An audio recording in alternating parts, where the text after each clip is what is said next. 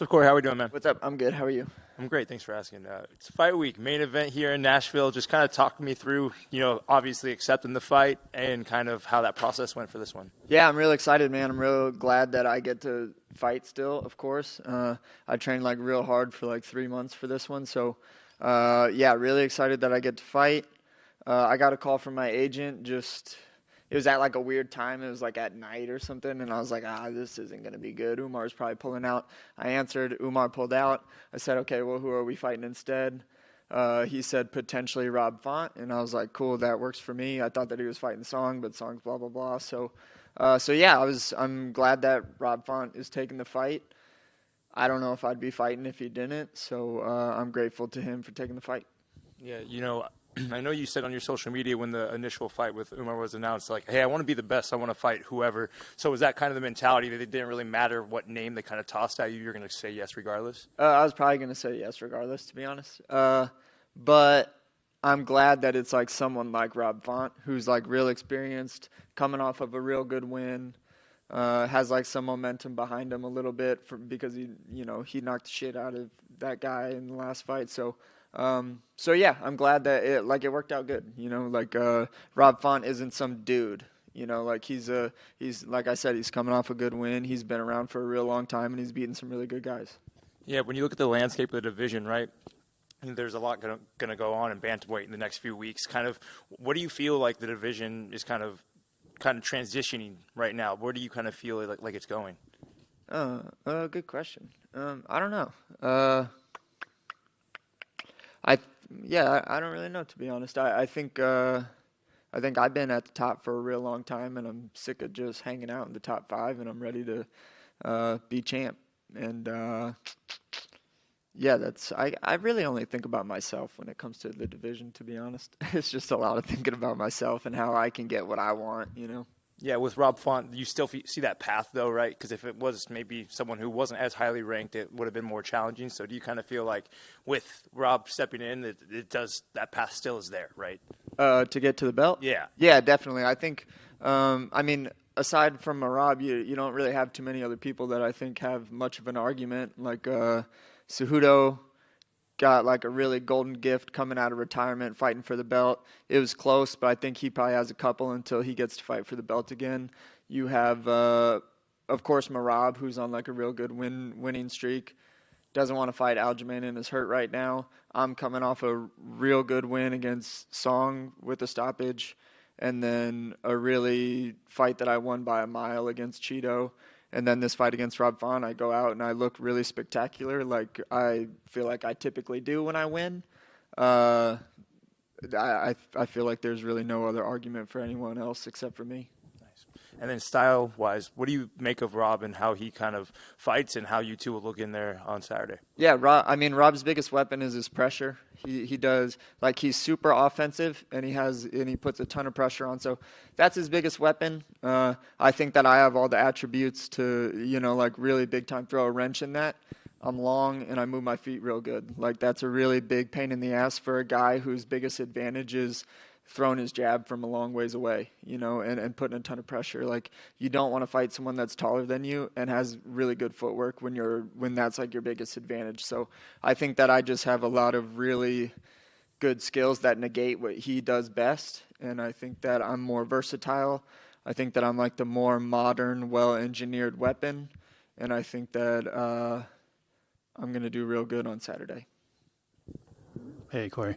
I know you had talked in the past on some podcasts about meditation and self-hypnosis. Is that still a big thing going into the fights? Yeah, I do. I do it every morning when I wake up for about an hour. I'll turn on. I really like this dude Michael Sealy. He has a YouTube stage or a YouTube whatever the fuck it's called page, and I just do a hypnosis with him. It's not fucking weird stuff where I'm programming my mind, it's not like that. But I get to see the fight. I get to see all of the avenues and the pathways of what could potentially happen in the fight, address all of them. I get to calm my nervous system a lot because obviously fighting people literally every single day really ramps up your nervous system. So it makes me healthier up here and kind of just in general when I do things like that. But yeah, I do that every day for about like 40 to an hour. And then you're probably one of, if not the most technical striker in the division. Is that still something you're working on every day in training, or are you more focused on, like, say, the wrestling or the jiu-jitsu aspect? Yeah, I mean, it's everything. I think that, I mean, I have real good coaches, man. Like Christian Allen, who doesn't get talked about a lot because he just doesn't care to. Really good striking coach, really creative guy. I have Carrington Banks, who's a really good wrestler from Iowa. And then I have Ryan Hall as like my grappling coach. So like I really feel super equipped as far as like what I'm learning and the path and the direction that I'm going in. But no, I work everything about the same. You know, I try to get just as good. I mean, a lot of the strikers, to be honest with you, probably in like a straight just striking match, like kickboxing fight, could probably do pretty well against me. But the fact that now I can out wrestle the guys that have a chance at beating me in striking, I feel like that's like how to win, you know, like that's like, why would I do that? If there's even an option for you to win that, I'm not going to do that with you. Yeah. And then big difference, obviously, going to be in the first round between like a guy like Rob Font and a guy like Cheeto Vera that you fought. I mean, Cheeto's a guy that kind of likes to download the data and, you know, come on later on in the fight. Whereas Rob Font, you know, I mean, he'll throw right out of the gate. So are you expecting fireworks starting in the first round? Yeah, I don't really go into fights with too much expectation of anything. Like he could come out like a bat out of hell, or he could come out and try to play it slow. He was scheduled for a 3-round fight, not a 5-round fight, so I don't know how that's going to impact what he's doing. He's having to fight someone that's really unorthodox on 2.5 weeks' notice. I don't know how he's going to react to that. So I do think that Rob is pretty consistent in the way that he does things, and I think that you know, like I said, his biggest weapon is his pressure, and he has a ton of volume, and he's super offensive. And I think that I'm very similar to him. I think that I do mine in a bit of a safer manner. But yeah, I think that we have a lot of similarities, and I'm really excited to fight someone that's gonna like fight me back. You know. And has there been any interaction between you guys this week? Have you guys come cross paths or anything? Yeah, I mean, I just said we saw each other in the hotel and just said hello, and that was about it. Cool. Stylistically, does Umar or Font work into your game plan better? Font's more familiar, but I mean, Font's had a ton of success with what he does. You know, like the guy's been around for a really long time. I was looking at his Sherdog the other day. He had, you know, like he's had 15 fights in the UFC, and I think been here for like, you know, 7 or 8 years or something, maybe even longer. So, you know, everyone poses their different challenges. You know, I think Umar was the more unorthodox, trickier style to try to figure out. And right when I feel like I had like a lot of the answers to the test and all I had to go do was ace it, the fight got switched. But fighting a guy like Font is something that I've done in the past. Like I'm real familiar with that style, so it isn't like I'm switching from Font to Umar, which would be, you know, a different scenario. It's a really unorthodox guy to an orthodox guy that I'm familiar fighting. So, yeah, that's the way that I see this one.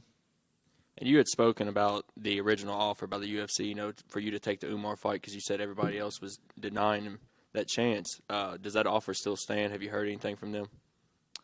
As far as what? Fighting Umar? As far as fighting for the number one title or number one contender spot. I believe that I go out, I win this fight in a manner that I fight, like, which is exciting. You know, like I don't really have to stress too much about having an exciting style. Yeah, I think I'll be the next guy to fight for the belt. And Sterling versus O'Malley, who do you prefer to win that, and who do you think wins it? I think that they both. I mean, I think Sterling's going to win just because I think he's a way better competitor than O'Malley is. But I want to fight Sterling because I want my revenge, you know, and I don't want him to leave the division and have us all look like a bunch of bitches without like taking an L before he takes off. So I want my revenge on Sterling, but from like a fan perspective, I know everyone wants to watch me and O'Malley fight. So it's kind of a win-win for me as far as those two goes. So I get past Font, I fight real good, I perform, I stay focused. When I fight for the belt, I think it's going to be like a really exciting matchup either way. Good. See you guys.